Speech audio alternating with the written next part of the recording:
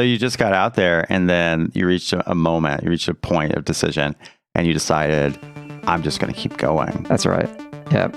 Yeah. All of us, I think, dream of that. You are in a maze of twisty little passages, all alike. Time to start a fire, crack open a can of Tab, and settle in for FounderQuest. Sometimes it's like you go out to buy some milk for your child or whatever. It's like, I'll just keep driving. Just keep going. Yeah. Not really. No. Before I became a father, you always hear those stories like, dad went out for a pack of smokes, never came back. And I'm like, how could people do that? But now that I'm a dad, like I totally get it. Yes. It's not that. I mean, it's still wrong. It's very wrong, but it's like, I understand the sentiment a little bit better. Of course, my keep going moment just happened to be when I was doing a loop. So I don't know what that really says about me, but. Oh, that's deep. We're getting really into the weeds now. So how's your shed coming, sir? It's coming pretty well. Maybe should we talk about offices, work environments, and then we can, save it for the podcast. I like that. That's a good plan. Yeah. This is the podcast. Holy shit, Josh. Did I just blow your mind? You blew my mind. Because we just fix it all in post around here. Mm-hmm. We do. Yeah. And actually, since we're like restful, wouldn't we fix it all in put? That's deep, man. Yeah, that's like a combo, like a dad joke, that's developer like joke or something. Yeah. All right. Yeah. So I think today we're going to talk about offices and work environments, which is, we don't really have offices here at Honey Badger headquarters. Honey Badger headquarters is more of an idea than a place, I think. Each of us has our own sort of customized work unit in the place of our choice. We all set it up to, achieve maximum efficiency. And so I thought it might be fun to talk a little bit about that. It's like, what do we like in an office? What don't we like in an office? Yeah. So do you think we'll ever have like a big, like Honey Badger open floor plan, office? No. Never. If we had an office, it definitely wouldn't be open floor plan. Do you remember the business of software forums back in the day with Joel? And he had this, when he wrote his blog, he had some awesome stuff about, making an awesome development environment. And he had this one about his office space. So they had office space, I think it was in Manhattan. And he went into great detail about how they made it perfect for developers. And he just... I realize that. I remember that. Do you remember that blog post? Yeah. Yeah. And he talked about how each developer had their own office with a door. And I believe all of them had exterior light. Like they all had an exterior window. Yeah. And I remember him describing it like they had to angle the walls in a certain way so that they could all get, a little sliver of window. Anyway, reading this was at Fogbugs. That was Fogbugs. Yeah. Fogbugs. Yeah. So after I read that, I was like convinced. Yep, that's the way to go. That was the gold standard right there. So I determined that I would never be happy in an open space ever again. Well, I currently am in an open space because my other company, Hint, which is a software Ruby consulting shop. I'm the only one who likes closed offices, I think. So, I'm currently in an open office, but I don't like it. So you're telling me there's developers that like an open floor plan office? I think they're starting to come around. I think that if we we did this office back when it was like, the hip thing to have the open office space, and I think people are starting to come around a little bit. So what if we did, instead of just your regular open floor plan office, what if we did one of those where you don't actually have a assigned desk, where you just kind of float? Like my sister-in-law works for a tech company here in Seattle, and they don't have like fixed desks. Like it's like a co-working space, basically. You go in, you pick whatever desk is available, you plug in your laptop, you go to town. You don't get your special ergonomic keyboard. You don't get your special standing desk or whatever, or it's just that. What if we did that? I would quit. I think that's ridiculous. Oof. No, I think that's absolutely asinine. Like the ideal, everyone has their own office. If you can't have that for some reason because your company is too cheap, then everyone has an open plan. But if you can't have that for some reason, your company is maniacally insane and you have this rotating desk thing, quit. Because that's just ridiculous. Like, who puts up with that? I'm sorry. I'm very opinionated on this particular topic. Man, okay, we're getting into like talk radio levels of passion here. It's basically it's like a co-working space where you're not even paying like the permanent desk option. Yeah. Now, co-working space, I can totally understand. That's what you're paying for, right? Yeah. You're paying for a hot desk. That's the cheapest option. I get it, right? But when your office, your company decides that everyone's going to have a hot desk, that's utterly ridiculous. Like, why? What? Man.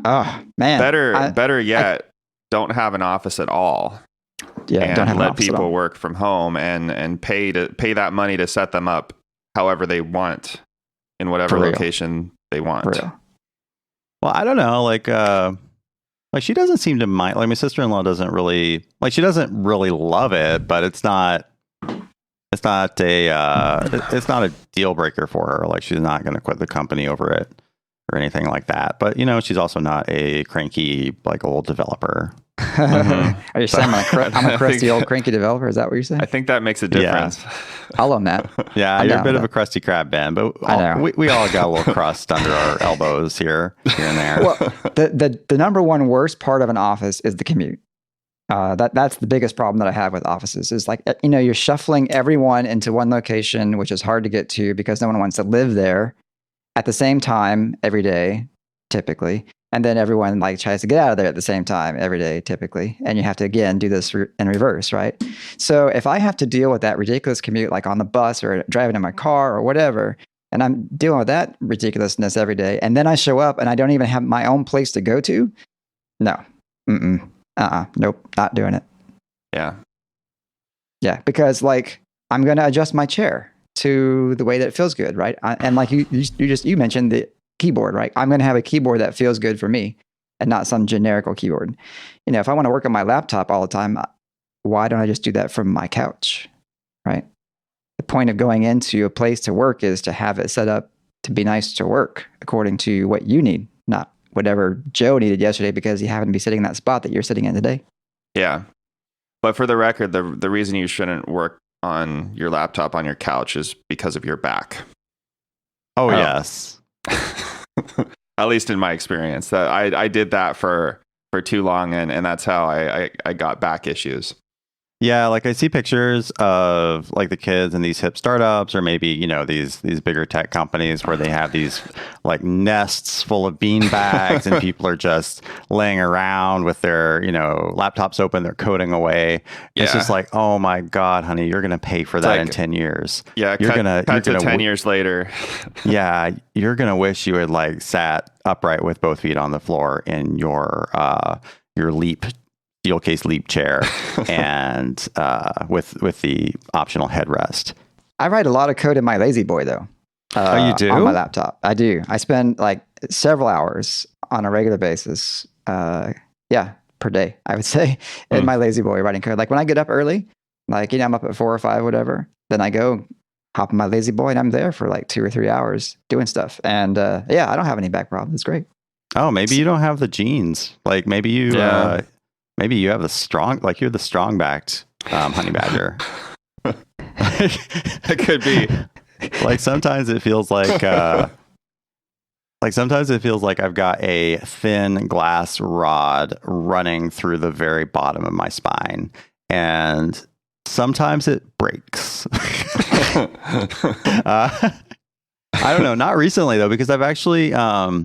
We can talk about this later, but I've actually sort of like got all the ergonomics dialed in. Like I figured it all out. And like, this is part of growing up, I think, for me, at least. Like part of growing up is recognizing all the things you're doing that are destroying your body slowly over time. And then you kind of, when you're young, you're like, when you're 20, you're like, oh my God, I just feel like crap. Why do I feel like such crap? And then you turn 30 and you're like, well, no shit. I just ate a whole box of Oreos last night. Now I feel like crap.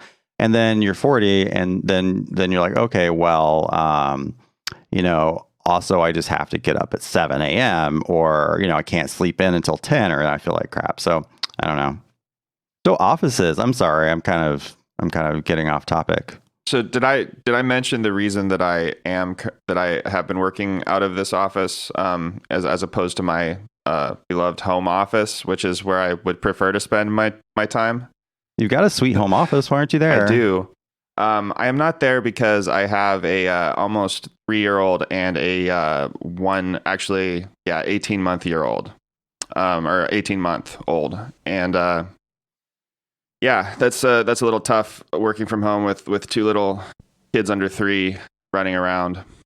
Yeah, it's like when daddy's home, it's time to play, right? They don't understand this concept of daddy's home, but he's working.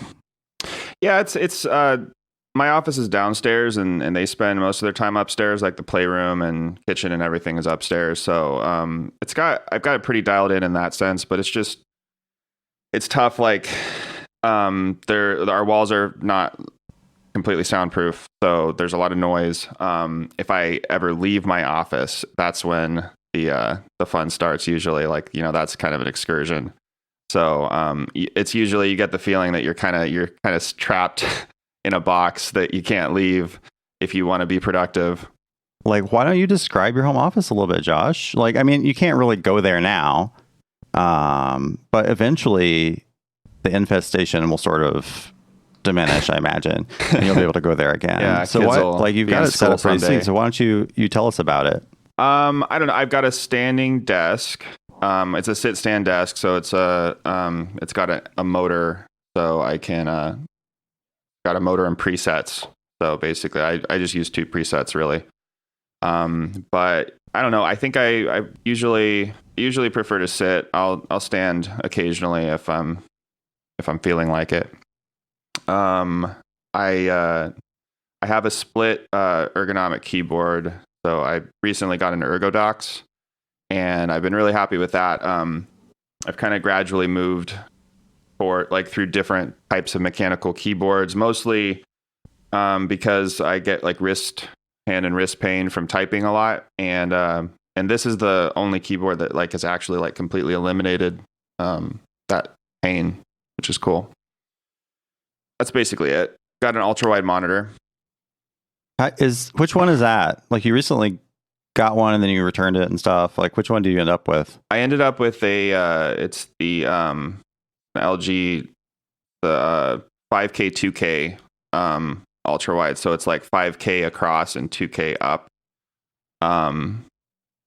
It's flat. It's not one of the curved ones. It's a 34-inch ultra wide monitor. And it basically is like it gives you like basically the resolution of 4K, but it's ultra wide.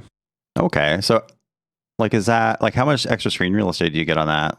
Like 33% or something? It's about a third extra. So yeah, it's I found that it's pretty good for doing like splitting your screen into thirds. You can do pretty comfortably. Like, you can have like 3 windows side by side that aren't like too scrunched. Yeah, that's interesting. I thought about getting one of those, but then I'm just like, I just keep putting it off because I just want to see how they work out. I still have that one at home. I've moved a lot of the rest of my setup down here to the office downtown Vancouver. But down here I have I already had 2 4K displays. They're just like 27-inch 4Ks. But I recently tried I have one in regular orientation, and then on the left I put the second one in portrait, and I've been trying that out. So usually, like, if I'm coding, I have my I have like Vim or whatever, my code running on the main monitor, and then I'll put my browser or whatever documentation that I need on the portrait mode monitor, and that's been a really nice thing lately. Oh, cool. I tried that briefly. Didn't really stick for me, but really, yeah, I've been liking it. I'm not sure which I like better, like the ultra wide or the 227s. I have to admit, I really am liking the portrait thing. So, oh, cool. I don't think I would do a second monitor with the 34-inch ultra wide because it's just excessive. That's too much. Except maybe another 34-inch ultra wide. Oh yeah, you need one of those one of those stacked displays where you've got one in the front, two on the sides, and then like one above the one in the front, sort of angled down at the you. stacking ones. Yeah. We'll see. We'll see if I end up with one of those, whatever the 6K. Like it's a 6K monitor, but it costs $6,000. It's either the resolution or the price, I think. Can I just tell you guys something? This is disturbing for me because I'm a historically very cheap person. But the fact that we run this company and we hire people and we pay an ungodly amount of money to AWS, I see these numbers. And so I see something that's like a $6,000 monitor and I'm like, okay. Yeah. I mean, I'm not going to buy it myself. I don't really need that personally, but okay, whatever. And then I'm like, wait, Star, that's a lot of money for a monitor. Like you can get a monitor for like a couple $100 these days. But it's just this, I've gotten anchored at these high price points by reviewing our budgets. And I don't know. It's just weird. I gotta get out of that habit I gotta unanchor myself. Like I'm not going to go buy a Mac Pro with that monitor because I don't need that. That is excessive. But I'm fine with spending a lot of money on computers. Like, I mean, it's the only equipment that I use for my career. So I figure like, buy a nice computer at least, or, whatever you like working on. But don't make it cost as much as like a factory certified refurbished car. I don't know. I mean, I know contractors who have to have a truck. Yeah, make a lot more money with our laptops than we do with our cars. So they're probably worth the money spent on them. Yeah. So Ben, you are like a notoriously like minimalist office person. Yep. Like nobody, like you can't see this in the audio, but basically Ben's background is like a white wall. There's like a copier behind him. Ben just like, I mean, you just kind of like a blank room and a desk, right? Yep, basically. Which is kind of funny considering how much I hate the idea of hot desks because I'm really the kind of person that doesn't have much on my desk anyway. So, I could actually conceivably swing the hot desk thing because I just show off my laptop and then I leave and it's like shadow, right? That's what I think every time you leave. Was he even here? Yeah, exactly. That's why I started this podcast, just to have documentary evidence that you exist. Right. Yeah. I know. Yeah, my office, I like to keep it minimal, but I do like to have a nice monitor. So I do have the LG Ultrafine 5K, which is a fantastic monitor. Like it does Retina. That's all I care about. The resolution is what I need. I don't care about the size so much, but I need the sharp resolution for my aging eyes. And it's beautiful. It pairs nicely with my MacBook Pro, which is why I bought it. Mm-hmm. And I love back to the minimalist thing. I love the one cable and I'm done thing, right? I plug in the one Thunderbolt cable and then I've got power, I've got video, I've got audio. Everything I need is right there. Yeah. So one day we will have wireless video that's reasonably, it's not cost prohibitive and I will have that and I will be happy because then I don't have to plug in anything when I have the wireless power and the wireless video. Be great. You'll be able to play some nice pranks on people then. Hopefully they don't secure it very well, so you can just take over people's screens. That would be nice. I've never had the home office though. When I started doing freelancing, like when I left the Workaday world, I tried to work from home, and that just didn't work. I too had kids at home, and they're great, and they know how to leave me alone when I want to be left alone. But still, there's like you said, going out of your office and going to get a snack or whatever, and it's just the interruption. It breaks the flow, and there are noises around because your walls aren't soundproof and things like that. Yeah. So it lasted, probably 2 days when I was working at home and before I decided I've got to have some office space. And so what I've done, because office space is ridiculously expensive to acquire, because you have to get this minimum size of typically, like 1,000 square feet or something. And you have to commit to this 1 year or 3 year or 6 year lease or whatever. Yeah. As a solo person, a normal office space lease is just, I mean, it's not impossible, but it's insanely expensive and kind of dumb.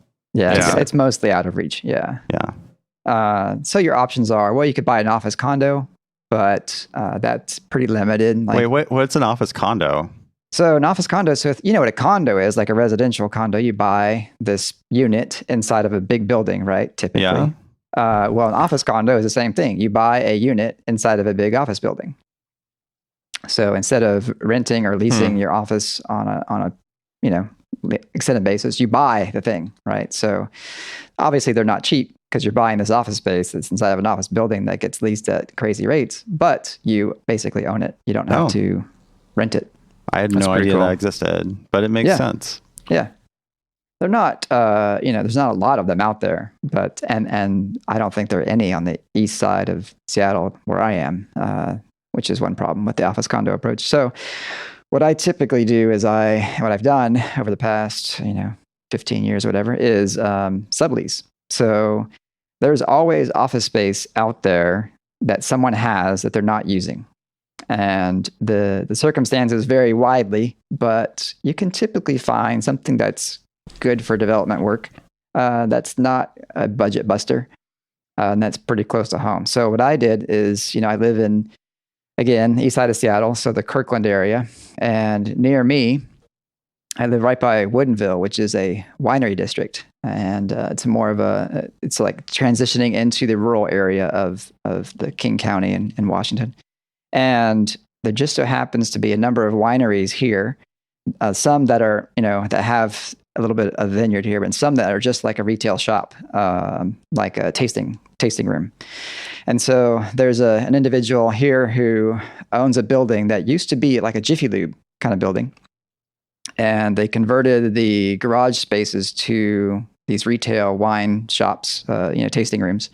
And the upstairs is like normal Class A office space. So he has an office, my landlord does, and then he had 2 offices that he's not using upstairs next to his. And so I met him through a friend and found that he had this space. And so I subleased that on a month-to-month basis. And that's worked out pretty well for me. It's quiet, except for on Thursday and Friday afternoons when the tasting room is in full swing and they've got the music going and they got people downstairs having a good time. Then I might have to check out and go to the library or something for a couple hours. But in the mornings, it's very quiet. I'm the only one here. And it's nice. It's close to home. So I don't have to deal with that ridiculous commute. And I have my own space. I don't have to share it with anybody. It's great. Yeah. Except a copier. Except a copier. Well, that's my landlord's copier. He's like, yeah, can I just leave that in the room? I'm like, yeah, sure. I mean, it's a really big copier. So, Nice. Yeah. So I have my air run chair set up just so, and I have my I used to do the ergonomic keyboard thing. I used to just swear by the Microsoft. I can't remember what it's called, but the old one, the beige looking one that's really, really big, the battle tank of. I do. I forget the name. But battleship of keyboards. Yeah. Like, I think it's before the Curve, but anyway, it doesn't matter. I used to I still have it. It's in my garage. But what I found was when I moved to doing freelancing, I had my laptop. I would be transitioning between like my office and then at home. Like I said, I worked for a couple hours in Lazy Boy, and my hands would just get kind of confused, right? Like during the day, I'd be on this really big honking keyboard that was ergonomic and split, but in the mornings, I would be on my laptop and be kind of cramped up on that small keyboard. So I gave up the big keyboard, the ergonomic keyboard, and I just got an Apple wireless keyboard, which basically matches the layout of the laptop. So now I don't have to transition between the 2 sizes. And fortunately, I don't have RSI problems. So I can just get away with being on the cramped keyboard. So that's fine. Yeah. Yeah, I think if not for the RSI problems, that makes sense because, it's the most... the least confusing for your hands. Yeah. It's nice to have the same function keys in the same places and that sort of thing. Of course, the MacBook Pro with the touch bar kind of threw that off because now the escape key is not where it is on my keyboard, so I do have a preference of actually using the keyboard separate so I can have my escape key. But now, do you the thing about that, Ben, is it's your fault. It's your fault for expecting that. Yeah. You need to be more adventurous. So I'm getting ready for a job at Apple, like customer service. So another option. Oh, I guess I should mention that for a while I was doing an executive suite. So that's a kind of where you can. It's like Regis has these, right? Where you can go, you can lease just a single office, a single person office, or maybe usually it's up to 3 or 4 people is kind of the biggest office they would offer. That's kind of expensive. It's not as expensive as like having a full office on a long-term lease, but it's still pretty pricey, like basically double what I pay for a sublease. But you get like a full service office. You have like a mailing address. You have, coffee service and all those things. They even give you like a reception service. So like you can have someone answer your calls and forward your voice, take messages for you. A lot of people don't know about this, but Regis's are a company they have offices in pretty much every city of any size in the country. And you can go rent an office from them. You can, what we do all the time is we rent conference rooms from them to have like our meetings and stuff. Just because it's nice to have an actual conference room to have a meeting and not, have to try and do it at a coffee shop or whatever. But at first I thought that sounds kind of like basic and boring and whatever. But now I'm a real big Regis fan. Like it's just super convenient and nice. And pricey. Yeah. Yeah, I think like when I looked into that, it was like $600 to $1,000 a month for a dedicated office.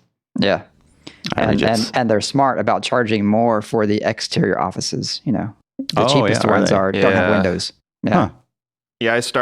When I started starting out my freelance career, one of my first offices was an executive office in the middle of the building, like basically a closet. And I had like a desk it was one of those narrow desks. So like it was, basically like a side table. And it was, it's just giving me, it's kind of giving me I don't know, post-traumatic stress or something right now. Oh, yeah. Yeah. I'm a big believer in natural light. You got to have a window. You can't be shut up in a closet. Yeah. So, okay. Can I go? Mm-hmm. Go. All right. So, yeah, I'm currently talking to you guys from my my beautiful home office. My house is incredibly small. Like you people who live in these 2,000 square foot houses, etc. Like I think my house is like 1,100 square feet. It's tiny, and so basically I'm in one of our bedrooms.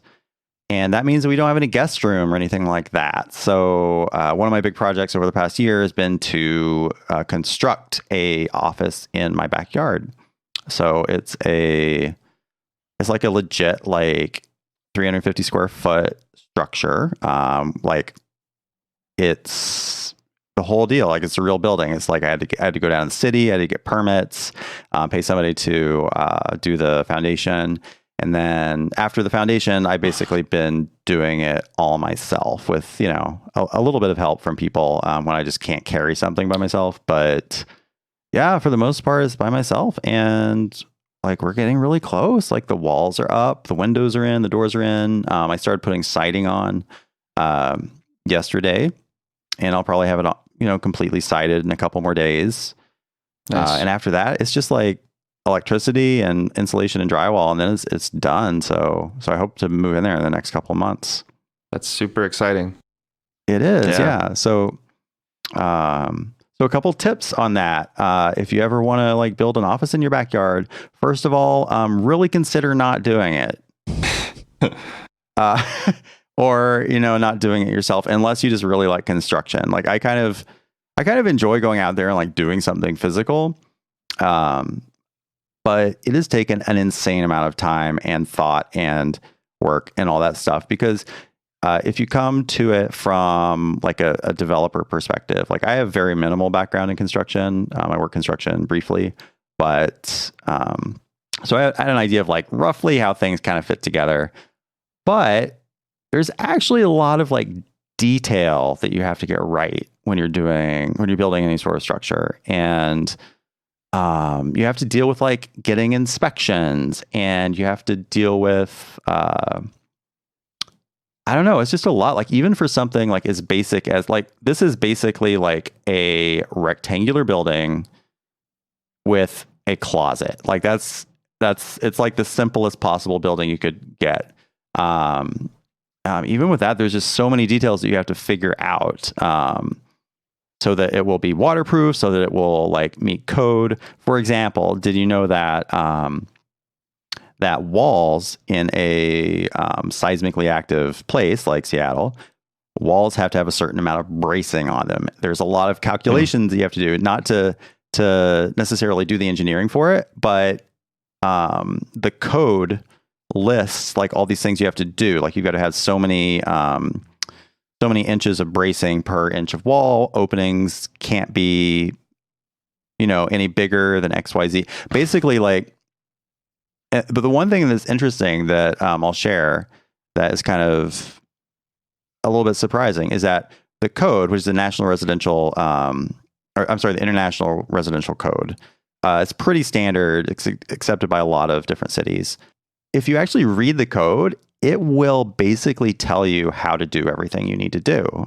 I mean, not everything, but all, like the important stuff, like the structural stuff. Like it'll be like, okay, you need to have so much bracing on this wall, or you have to call an engineer and have them do it. And you don't want to do that because that's expensive. And this is like a little 300 square foot rectangle, so they don't want to deal with that. It's not worth their time. So you just like do everything like the code tells you to do it, which is just a lot of research and a lot of work. So I don't know. Yeah, unless you just want it to be your hobby for a year, don't do it. Plus, you even bought a tool belt. Like that's how serious you were on this, right? No, I didn't buy a tool belt, Josh. You didn't buy a tool belt? I didn't buy a tool belt. No, I don't like having all that stuff hanging off of me. I don't like it. This whole time I was imagining you with a tool belt. Well, I'm sorry I couldn't match your expectations, Josh.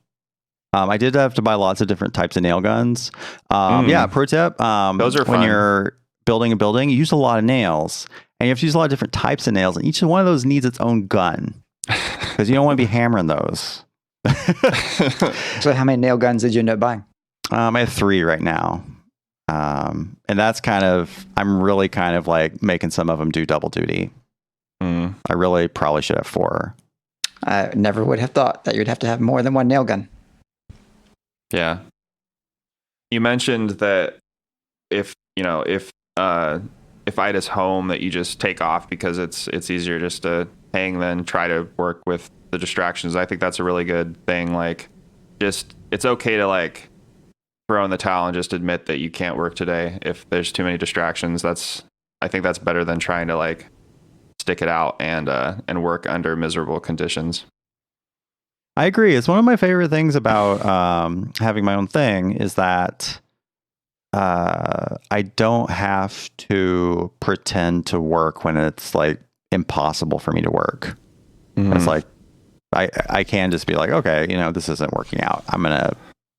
We're gonna reschedule this. Yeah. So conclave at stars next time. Let's move it out. Let's move it out of the vault. We totally could do that. Man, I could get a ping pong table and put in there if you guys want. Yeah. We could have the Honey Badger ping pong table. Totally. Gotta get the hot tub in there. We're just gonna have it all. Yeah. Foosball, hot tub, ping pong. Yeah. That'd be pretty sad. I'd just be in the hot tub all day by myself in my little room. FounderQuest is a weekly podcast by the founders of Honey Badger. 0 instrumentation, 360-degree coverage of errors, outages, and service degradations for your web apps. If you have a web app, you need it. Available at honeybadger.io. Want more from the founders? Go to FounderQuestPodcast.com. That's one word. You can access our huge back catalog or sign up for our newsletter to get exclusive VIP content. FounderQuest is available on iTunes, Spotify, and other purveyors of fine podcasts. We'll see you next week.